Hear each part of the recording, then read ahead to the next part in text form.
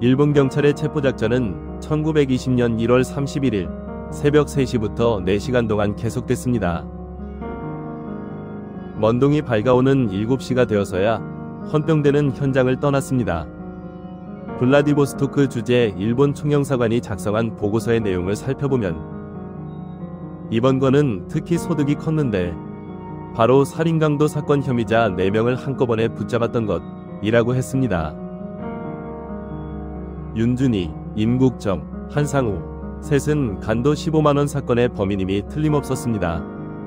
나머지 한 사람 나일은 어떤 연관이 있는지 아직 모르지만 숙소에서 기거를 같이 하는 것으로 미뤄보아 공범으로 봤습니다. 다만 일본 경찰은 범인 한 명을 놓쳤습니다. 그는 김인한 자였습니다. 권총을 빼들고 완강히 저항하는 윤준희를 제압하느라 혼잡한 틈을 타 문 두 짝을 박차고 밖으로 뛰쳐나갔습니다. 그러나 헌병들도 가만히 있지는 않았습니다. 도주하는 용의자에게 사격을 가했으며 그자의 한편 어깨뼈 아래에 관통상을 입혔습니다. 피를 많이 흘린 데다 매섭게 추운 북극의 겨울밤에 속옷 바람으로 내몰렸으므로 제대로 살아남기 어려울 것으로 보였습니다.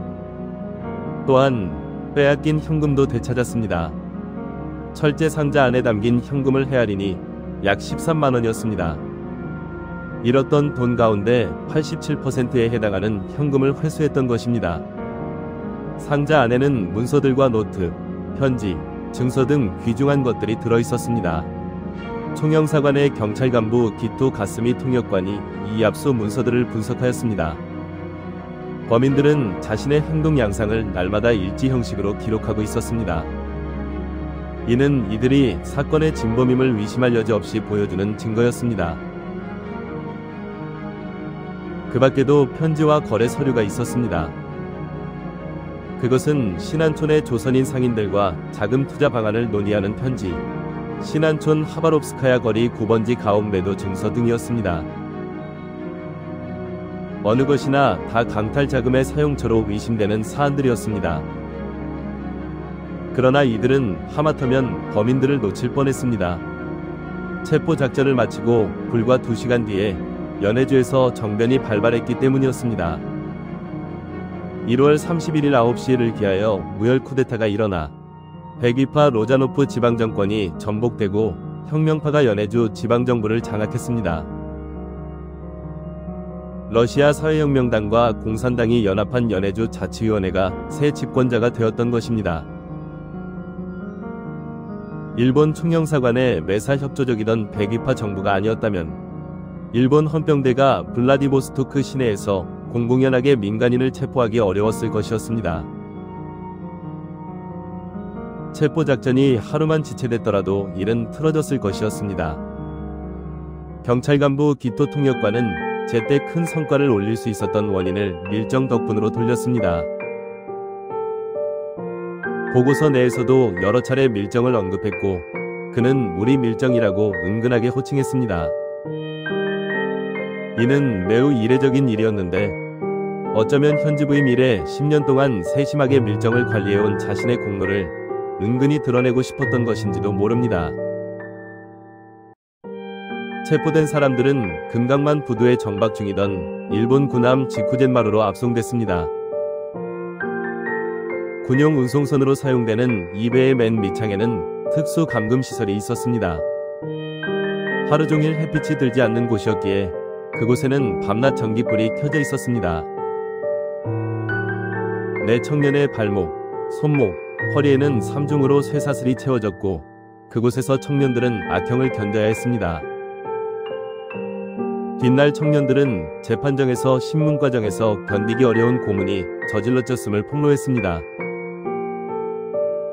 블라디보스토크 헌병대에서 심한 고문을 받아 반죽음 상태에 있었고 고통을 면하기 위하여 자기가 하지 않은 사실까지도 진술하였다고 말했습니다. 그러나 청년들은 순순히 부르려 하지 않았습니다. 자신들을 돕고 지원해준 아직 드러나지 않은 사람들을 보호하고자 했고 심한 고문을 받으면서도 그렇게 노력했습니다. 군함 지쿠젠마루호는 2월 7일 블라디보스토크 항을 떠났습니다. 군함은 규슈 북단의 모지항을 거쳐 요코하마 항으로 항해했습니다. 그러나 그곳에 체포된 청년들을 하선시키지 않고 배는 다시 부산항으로 출항했습니다. 이 사건의 재판 관할을 청진지방법원으로 지정한다는 결정이 내려졌기 때문이었습니다. 부산항에 내린 피의자들은 철도편으로 서울을 거쳐 원산까지 호송됐습니다. 그러나 철도는 거기서 끊겨 있었고 원산에서 청진까지는 다시 배편으로 이송됐습니다. 마침내 재판이 시작되었습니다. 1심은 청진지방법원에서 진행되었습니다. 숙소에서 같이 잠자다가 변을 당한 나일은 결국 무혐의로 인정되어 석방되었고 그 대신 현금 수송 정보를 제공했던 조선은행 용정출장소 사무원 전홍섭이 피고인 대열에 합류했습니다. 그는 사건 당일 밤 일찌감치 회령경찰서에 체포됐습니다. 그를 의심스럽게 본 회령지점장이 고발한 탓이었습니다. 그는 3주 동안 계속된 신문을 견뎌야 했고 그 결과 1920년 1월 28일자로 강도종범 및 정치범 혐의로 청진지청검사국에 송치됐습니다. 재판은 빠르게 이뤄졌습니다. 2심은 서울의 경성복심법원에서 3심은 서울의 고등법원에서 진행됐습니다. 최종심 선고는 1921년 4월 4일에 있었습니다. 사건 발발 이후 1년 3개월 만의 일이었습니다. 와타나베 노부 재판장을 수위로 하는 고등법원 형사부 5인 합의부 판사들은 피고들에게 극형을 선고했습니다. 15만원 사건에 직접 가담한 윤준희, 임국정, 한상호 3인에게는 사형을, 현금 수송 정보를 제공한 조선은행 용정출장소 사무원 전홍섭에게는 무기징역을 확정했습니다. 선고가 이뤄진 지 4개월 20일이 지난 1921년 8월 25일 사형이 집행됐습니다. 낮 기온이 28도에 이른 더운 여름날이었습니다. 잠시 맑기도 했지만 종일 흐린 날씨였습니다. 서대문형무소 안쪽 깊숙한 곳에 위치한 사형장에서 세 청년은 영영눈을 감았습니다. 세 사람의 주검은 서대문형무소 사형수들이 을에 묻히는 홍제동 밖 신사리 공동묘지에 안장됐습니다. 장례를 주관한 이는 윤준희의 젊은 부인 최씨와 임국정의 어머니 임베베였습니다. 임베베는 독실한 기독교인으로 북간도 성녀라는 벼로로 알려진 여성이었습니다. 이들은 멀리 북간도에서 살다가 남편과 아들의 주검을 찾기 위해 낯설고 번잡한 객지에 온 두 여인이었습니다. 주검을 수습하고자 동분서주하던 여인들의 흐느낌 속에 새 무덤이 나란히 들어섰습니다.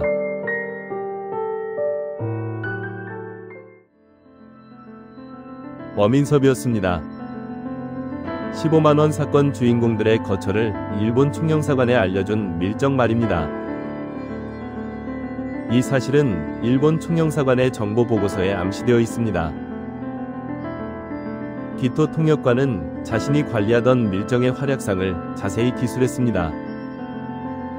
보기를 들면 우리 밀정이 저들의 무기 구매를 알선해줬다고 하는데 그 행위는 기만이었습니다.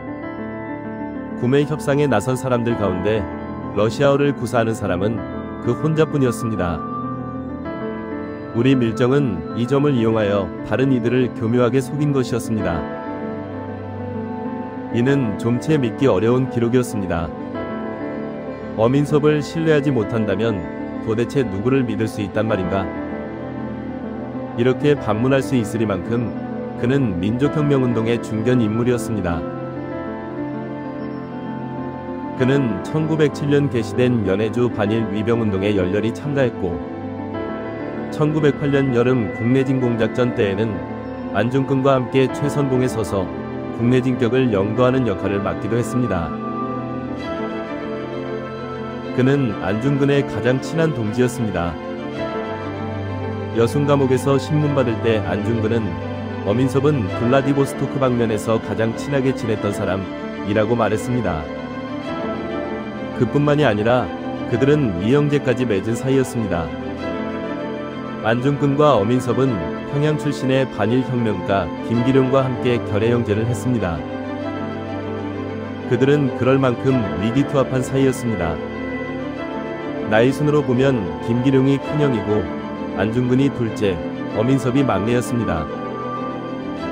세 사람은 목숨을 걸고 혁명에 헌신하기로 맹세했습니다.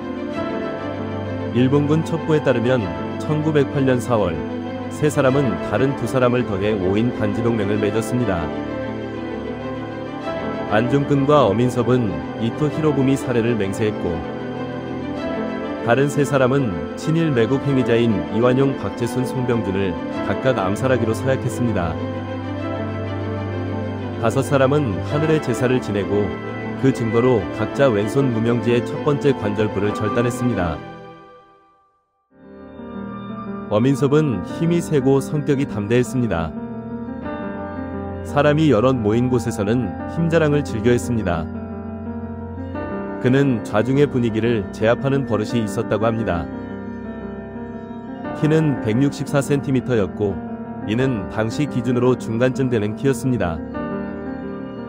수염이 많고 다소 뚱뚱한 체격이었습니다. 어민섭의 반일 행동은 일본의 한국 강점 이후에도 계속됐습니다. 1911년에는 연해주 한인들의 자치기관인 권업회 설립에 참여했고 이듬해에는 권업회 지회 설립을 촉구하기 위해 연해주 각 지방에 파견한 3인 대표단의 일원으로 선발되기도 했습니다. 1913년 11월 이동희와 홍범도를 비롯한 혁명가 6인 간담회가 열렸을 때에는 어민섭도 참가했습니다. 이 자리에서 이동희는 홍범도와 어민섭 두 장군의 활약을 보는 날이 있으리라고 믿는다고 말했습니다.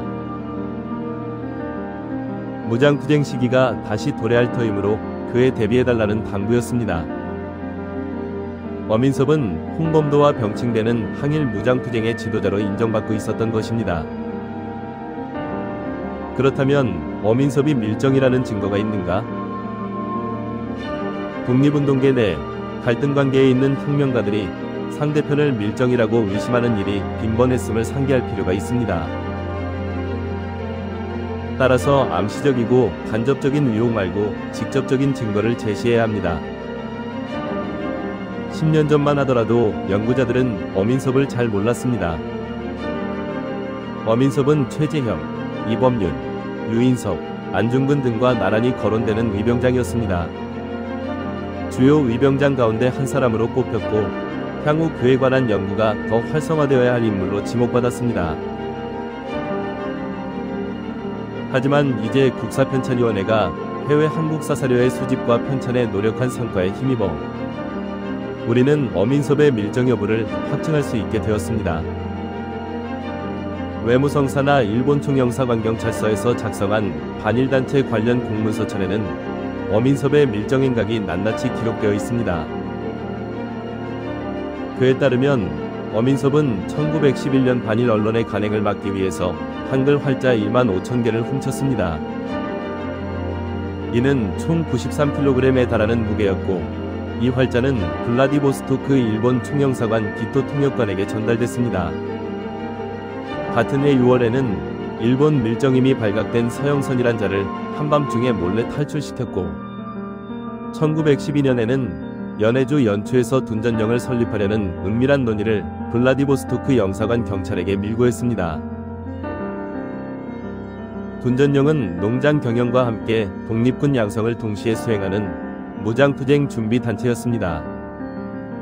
이동희, 홍범도, 이종호, 김립, 황병길 등과 같은 반일 인사들의 동향을 보고하는 것도 그의 직분이었습니다. 이외에도 어민섭의 밀정행위는 꾸준히 계속되고 있었습니다.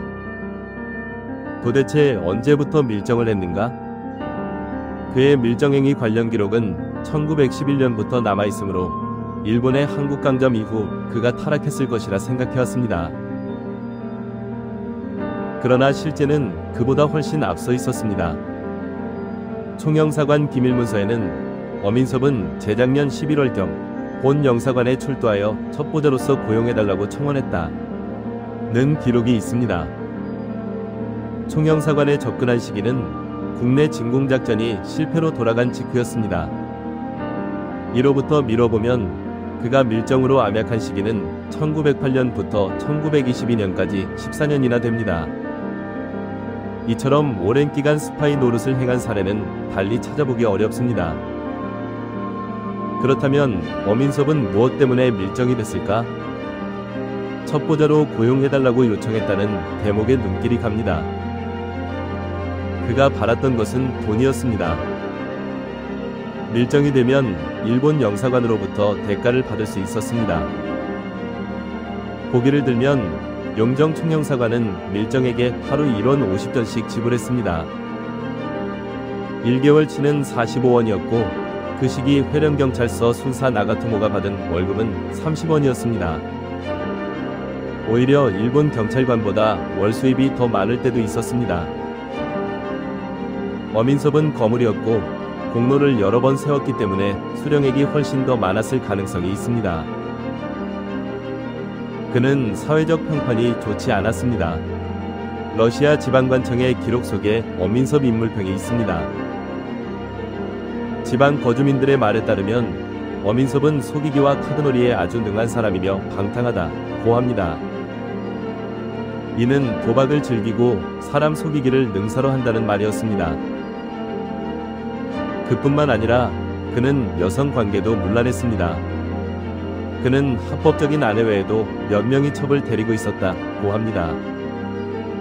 이러한 생활 습관은 그에게 많은 돈을 필요로 했을 것이었습니다. 일본군이 시베리아에서 철병하던 1922년에 어민섭의 밀정 생활도 끝났습니다.